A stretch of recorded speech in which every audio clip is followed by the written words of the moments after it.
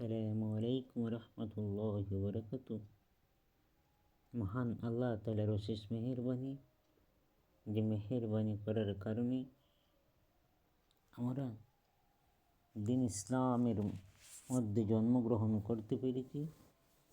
তাই সেই রবের শুকরিয়া আদায় করা আমাদের প্রত্যেকের একান্ত জরুরি।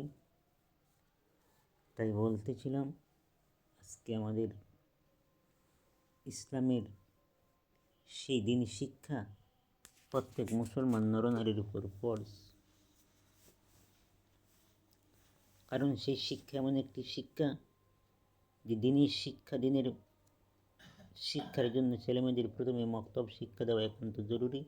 প্রত্যেক গার্জিয়ানদের পক্ষে ছেলেমেয়েকে মক্তবে পাঠানো। তাই মক্তবে শুধু পাঠালেই হবে না, পাঠানোর মধ্যেই কিছু পরিবেশ, কিছু পরিকাঠামো দেখতে হবে। মক্তবের মধ্যে পড়াচ্ছেন একজন শিক্ষক, ছাত্র হচ্ছে 50 জন, 60 জন, 40 জন। একজন শিক্ষকে কীভাবে এতটি ছাত্রকে শিক্ষকতা করবেন, কীভাবে ছাত্রকে শেখাবেন, সেটাই একটা চিন্তার বিষয়।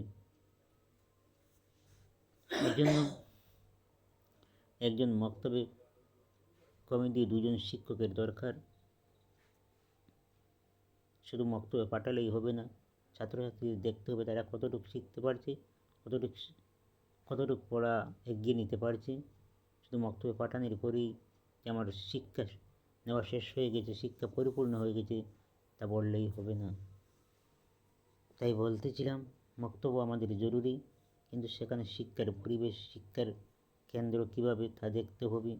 সেখানে পাঠানোর পরে ছাত্রছাত্রী কতটুকু শিক্ষা অর্জন করতে পেরেছে তার দিকে লক্ষ্য রাখতে হবে। ওয়াখির দাওয়ানা আলহামদুলিল্লাহি রাব্বিল আলামিন।